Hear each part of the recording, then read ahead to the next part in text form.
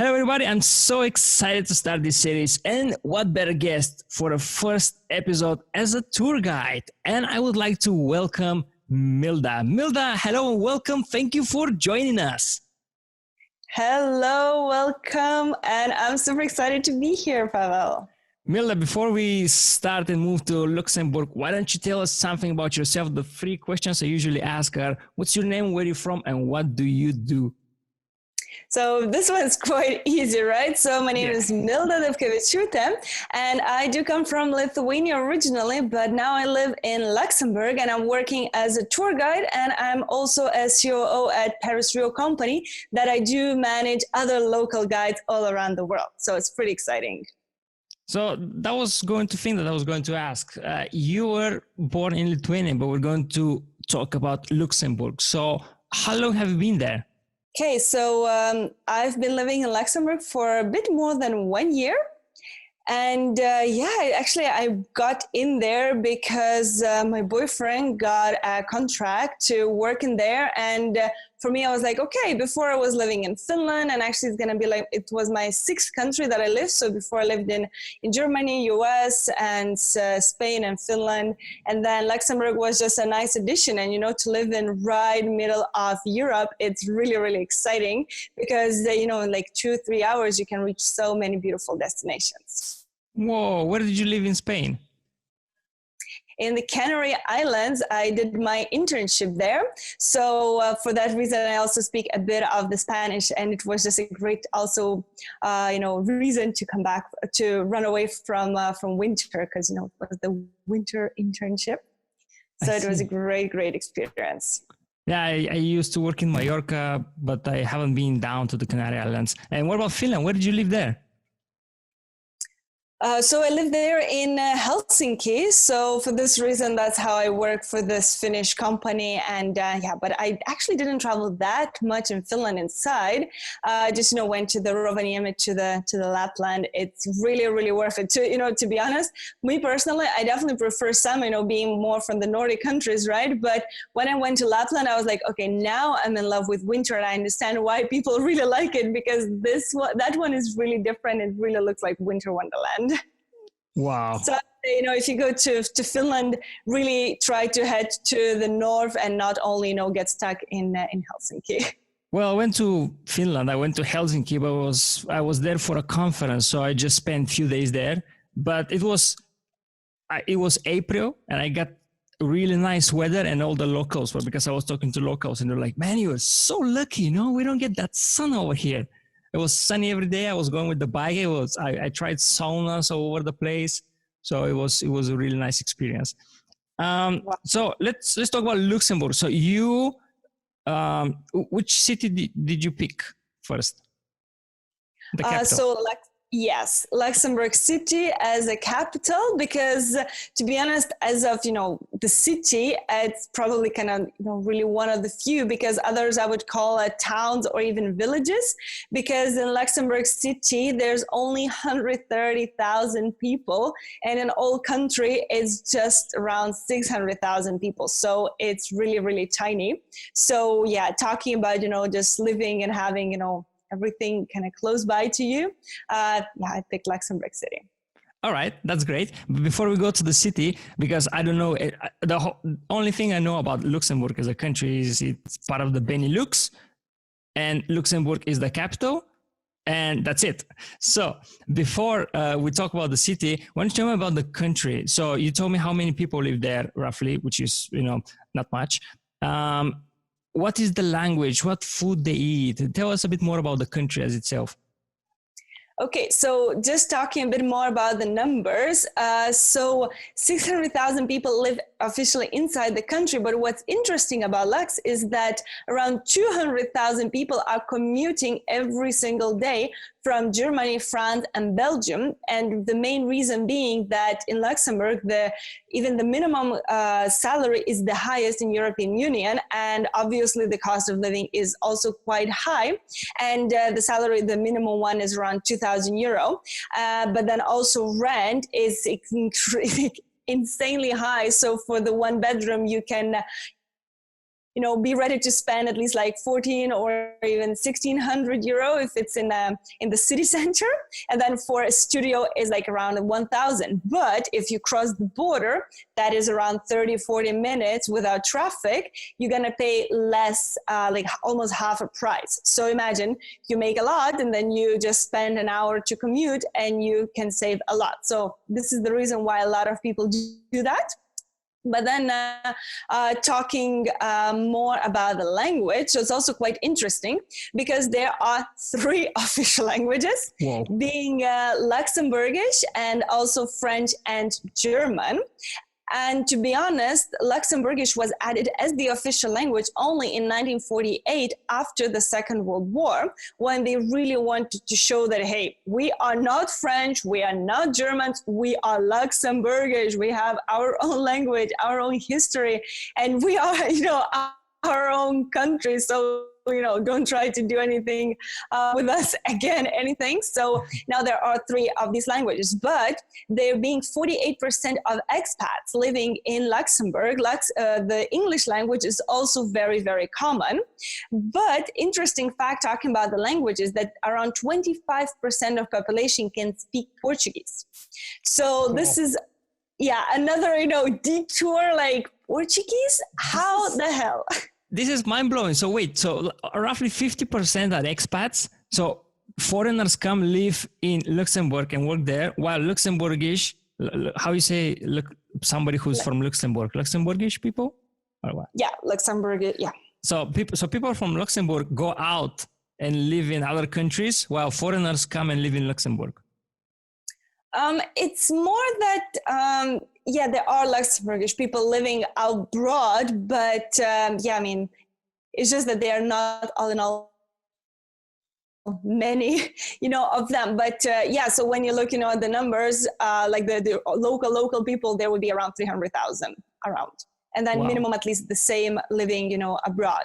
Because it's quite typical that you finish high school and then you go to study abroad because, until like 2007, if I'm not mistaken, there were not even, many universities to study in Luxembourg. So the government had a plan that, for example, if you finish your high school in 2000, you get a chance to go basically in the neighboring countries. So because inside the country, you already speak French and German because you have to learn all these official languages at school, plus English, and plus, 50% of population is expat. So you're most likely going to speak whatever, your parents are speaking. So it's very easy to speak minimum 4, even 5 languages growing up in Luxembourg. So then when you are fluent in French and German, you can just go to Germany or France and study in there and really feel, also as a local.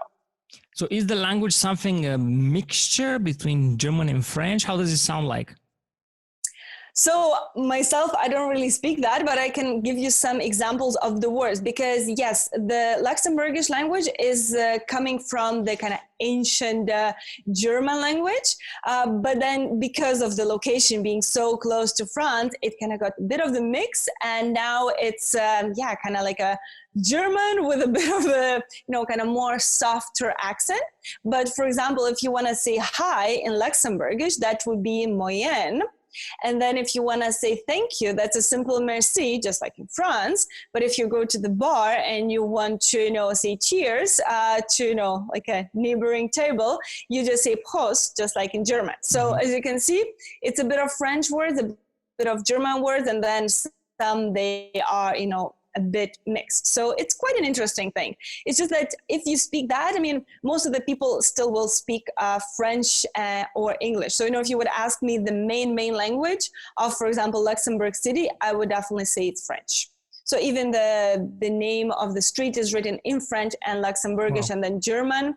It is official, but it's more for, spoken more on the border with actually Germany. I see. That is very interesting. It's something like Flemish, where it's a mixture of German and English. And this is German and French. Wow, that's very interesting. Thanks for that. Let's go. Before that, what about the food? What is the national food there? I'm always interested about food.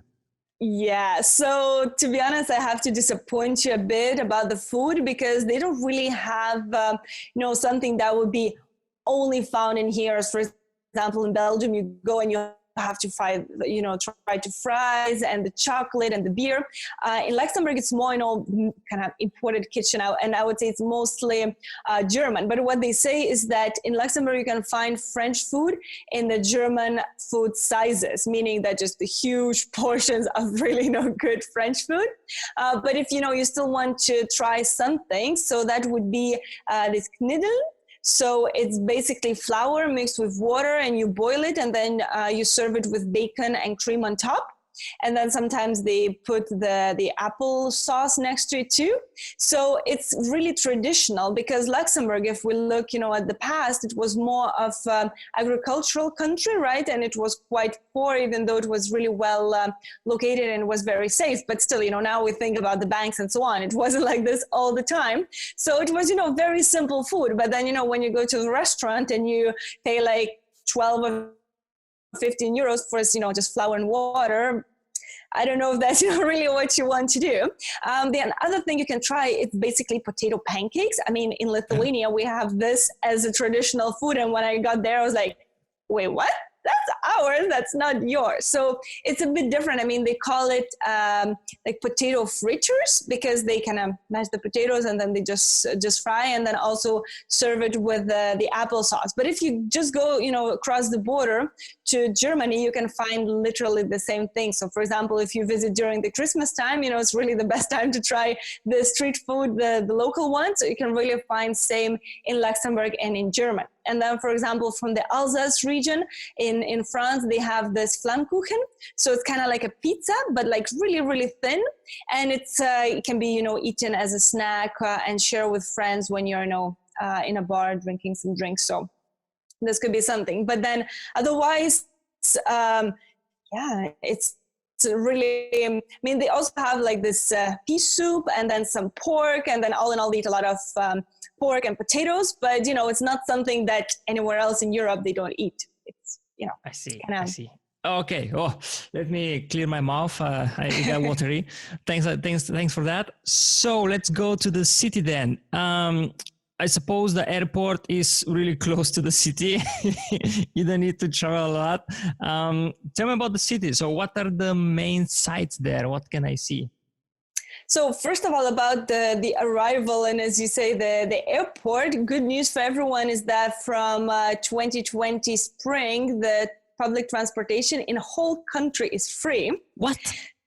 Yeah, so the problem that Luxembourg has is, with a lot of cross-country, cross-border workers is the traffic jams. They were like, okay, the country is quite small. We are not making that much money with the tickets, because to be honest, for a long time, I don't know anyone that was ever paying for the tickets, but now it's safe to say because, it's already free, right?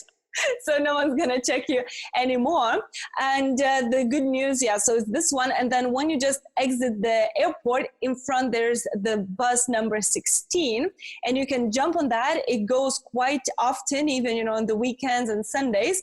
And then it's going to bring you all the way to the city center or to the train station, or, it kind of crosses almost all the city.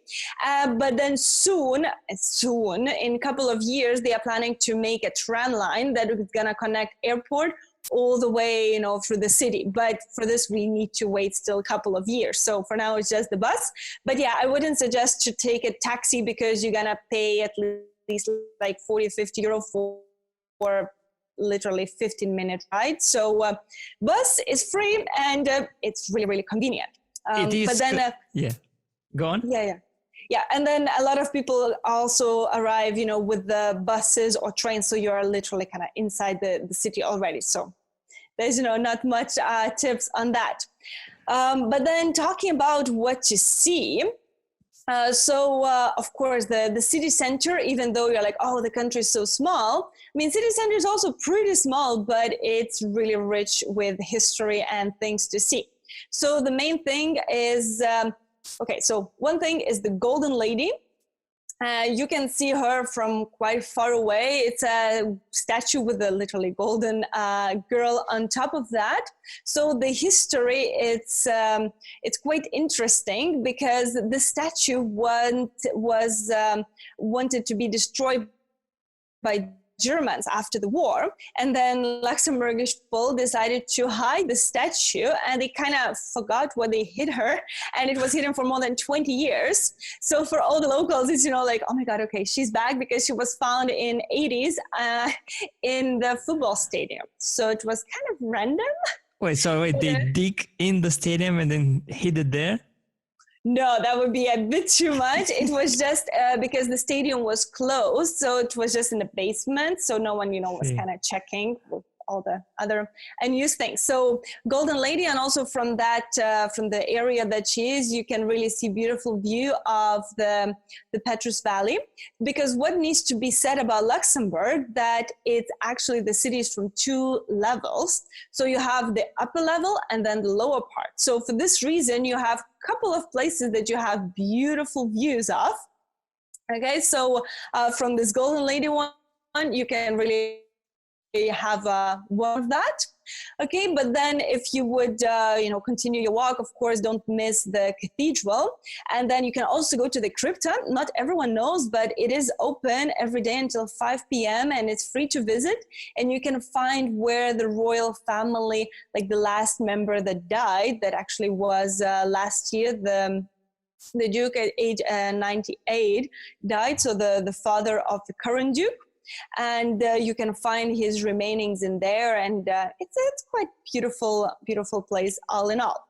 But then if you are more looking for beautiful views and panorama, so casemates du bock would be the place to go. And then we call the Corniche, or the most beautiful balcony of the Europe. So everything's the most beautiful in every city, right? So wait, how do you pronounce these two names again? The last two names? Yeah, so it's casemates du bock, and sorry, then say again. You lagged. The audio lagged. Can you say it again? The casemates du bock. Casemates du bock. So what is this? Is like another terrace?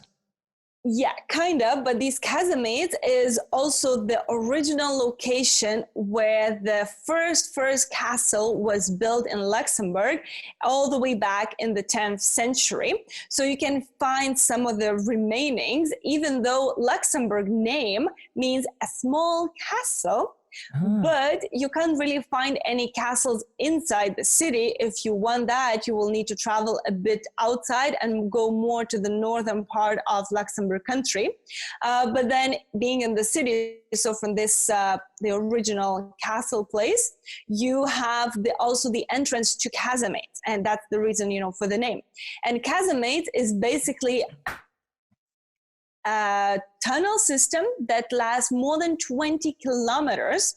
And this system was, first of all, used for defense, because imagine, we have two levels, right? And when you are in the higher level with the royal family and so on, you are really safe, just, inside the walls, right?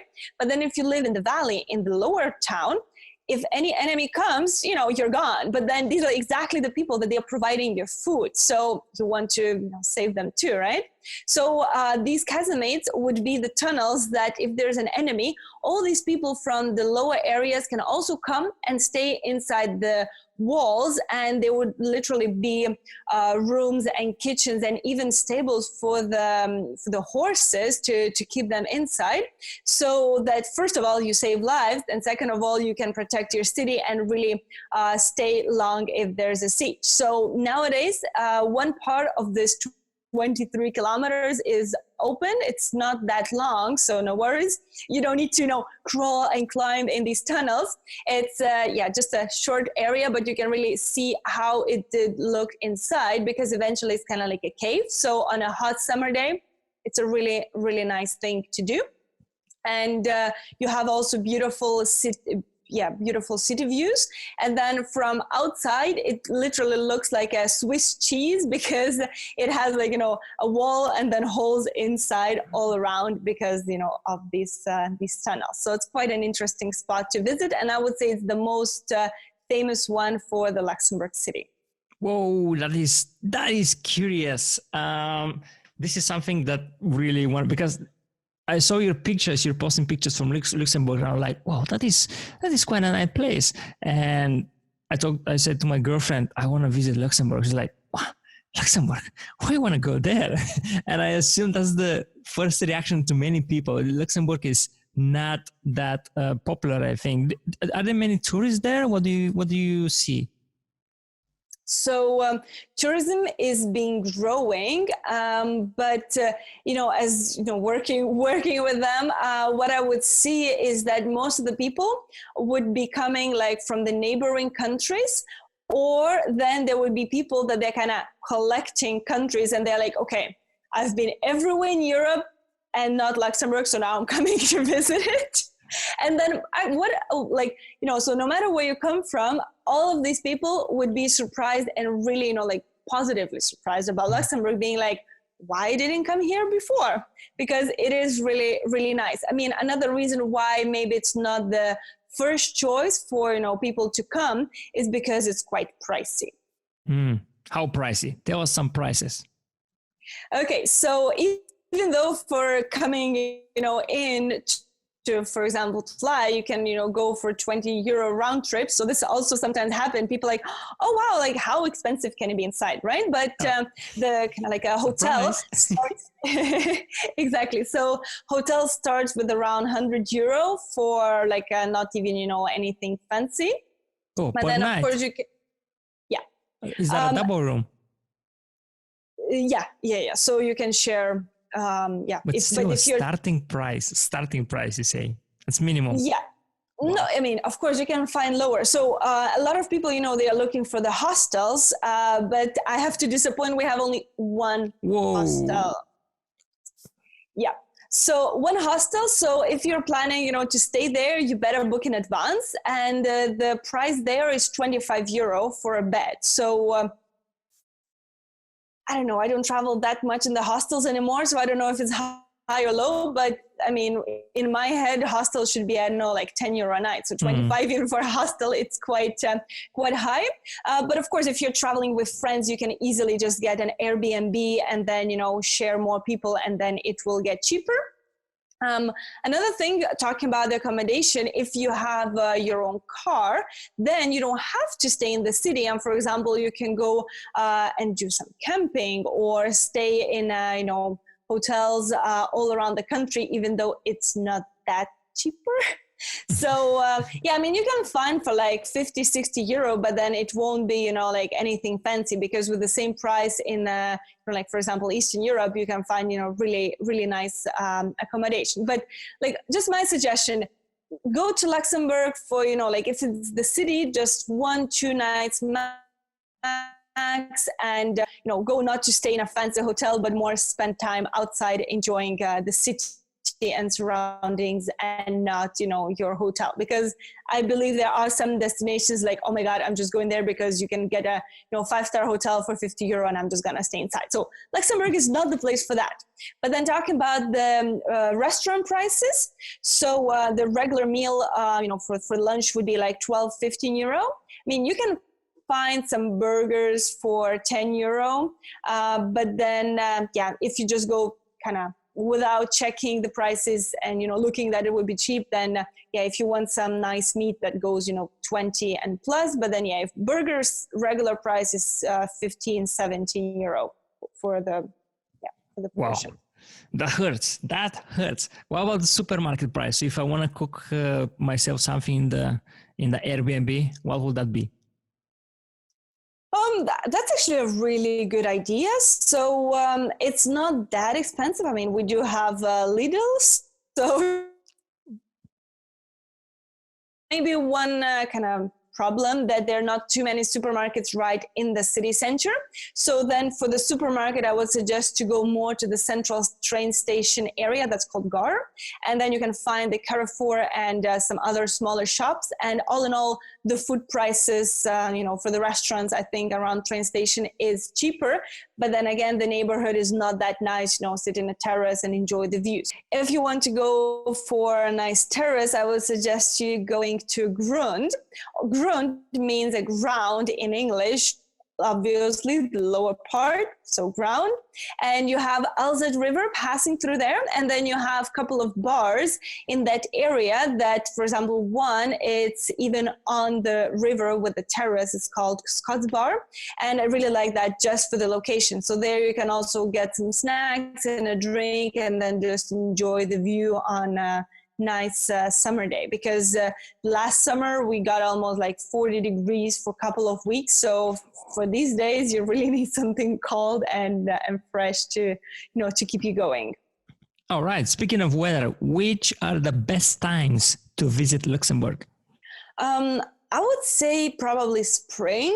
I mean, maybe I'm a bit biased because spring is my favorite time of the year to travel anywhere because of, the everything blooming and becoming green and so on. But for example, last spring and this spring, it was amazing in Luxembourg. I mean, we had like 20 plus degrees and maybe 2 days of rain per month. That is really, really rare because, to be honest, Luxembourg doesn't have a dry season. It can rain basically anytime, so you kind of can't be really safe and saying that if you come in May, you will never get a rain, because you never know. Every year is different. The rain is most of the time just, bitters, and otherwise it's fine. I would say that maybe May, and then if you're sure, this would be definitely the highest season. But for example, right now, we had literally 2 months with amazing weather, almost no rain. But then now June started and it's gonna be raining at like 15, 18 degrees. And you're like, hey, summer already over or what? So it's kind of, you never know. But for example, if you want to come for the Christmas period, it's really beautiful. Like with the Christmas markets, they have an ice skating rink and it's really beautiful. It's just that if you want to look for snow, it's probably not the place because, for example, during this winter, it snowed maybe 3 or 4 days in a whole season. So if you're going to see snow, consider yourself being very lucky. The whole weather, like with the rains and snow, it really sounds like London, to be fair. It's very similar. Okay, so visit anytime, spring, summer, that can be a good suggestion. What about the outside of the city? So because, to be fair, because it's a small country, maybe we can discuss really quickly about the outside of the city. Is it a common practice that you rent a car and then just go around, or how does it work? Yes. So, before the public transportation being free, I would say that to rent a car is the best way to explore. And like, for example, when you just arrive in the airport, or even, when you can arrive, spend 2 days, for example, in Luxembourg City, and then go to the airport, it's like 15, 20 minutes by bus for free. And then you just grab a car and then continue exploring. So or if you don't want to do that, for example, you don't have permission to drive in EU or something like that, or you don't have a credit card, that can also sometimes be a problem, then you can just hop on a train and then a bus, and the main thing to visit would be Vianden Castle.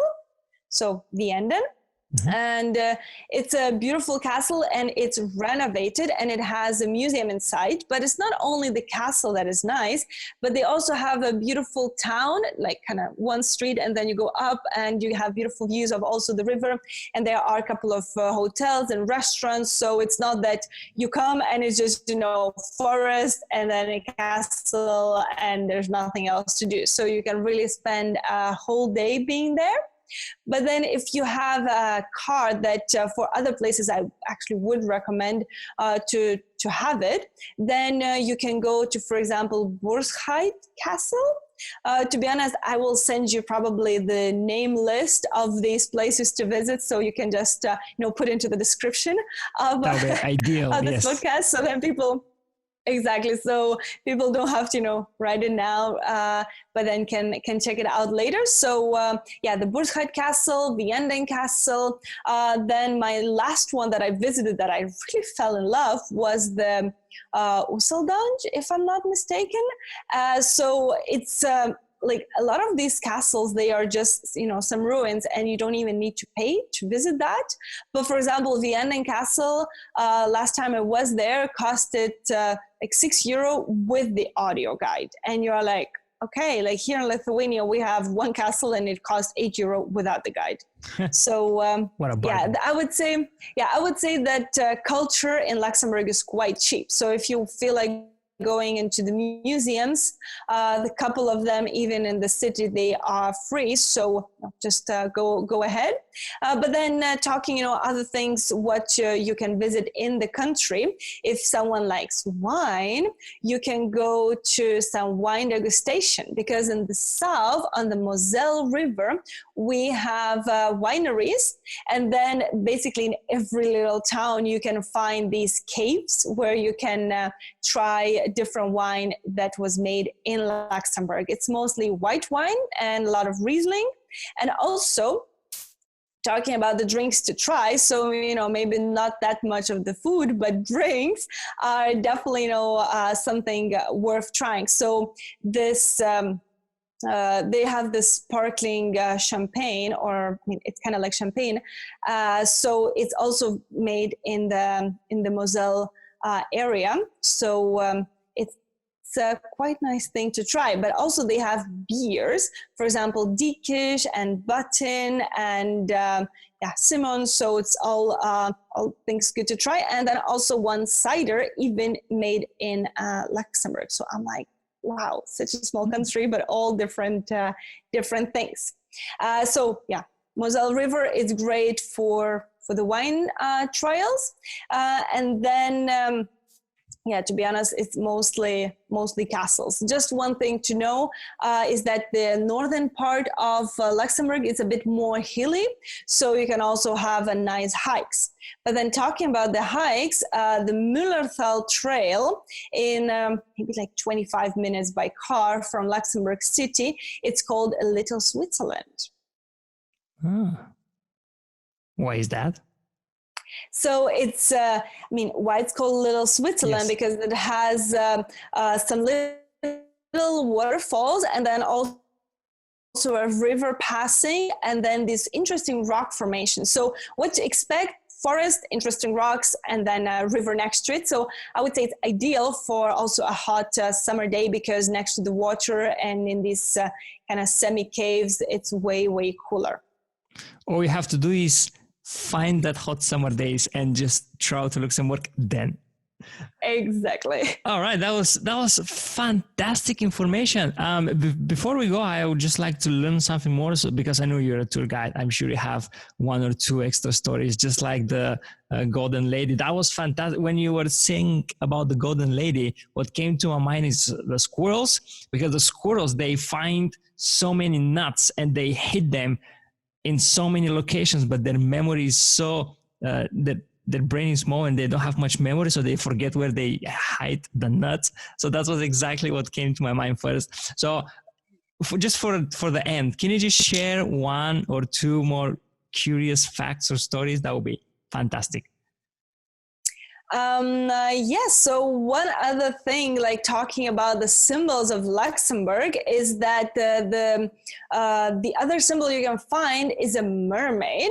So when you're walking in this Grund area along the river, and then if you find this pink mermaid statue, you might ask yourself, what is it doing here? Are we in Copenhagen already? Exactly. That was my thought. I was like, what's the connection with Denmark here? Yeah. Well, what about it?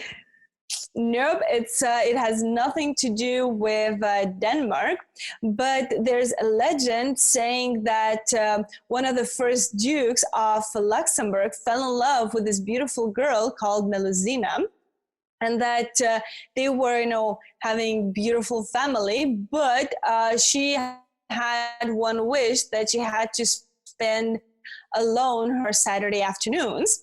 And then when the Duke was really, really curious, curiosity sometimes is not too good, right? Yeah, kill the cat at the end.